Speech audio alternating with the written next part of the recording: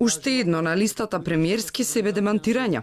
Заев пред скоро 2 месеци рече дека има извештај од истрагата со признание дека руски пари влегле во земјава и ги поттикнале комитите да предизвикуваат инциденти на протестите пред собранието. Извештаите што ги добивам, знаете, тие млади момчиња од комити кои нападнаа полицајци беа повикани во полицијата на исказ, на разговор, па споменуваа бизнисмени од Русија давале пари, заради тоа они се тука, они немат ништо против или слично.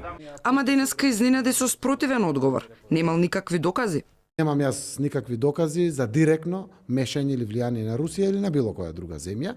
И за разлика од претходната изјава, што со право ја загрижи јавноста за тоа кој смеел да доставува извештаи од предистражни полициски постапки до премиерот и кој воопшто одлучува да му сервира вакви информации.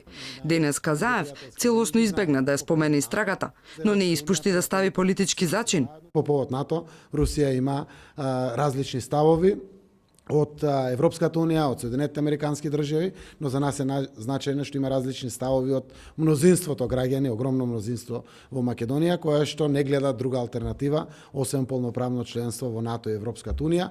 Контрадикторноста во изјавите на премиерот не ги брише дилемите, како пред 2 месеци тој зборуваше како самиот да бил присутен на полициски распит на момчињата, зошто тогаш беше сигурен, а сега вели нема докази.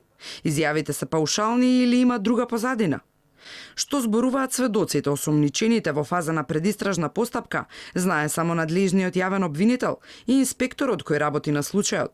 Законски не е дозволено исказите дадени во полициска станица да се доставуваат до кабинетот на премиерот.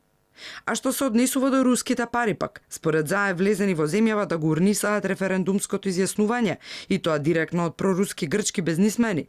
Медиумите го препознаа името на рускиот милиардер и пријател на грчкиот премиер Ципрас Иван Савидис. Но неговата бизнис империја брзо ги демантираше обвинувањата, најавувајќи тужби за клевета.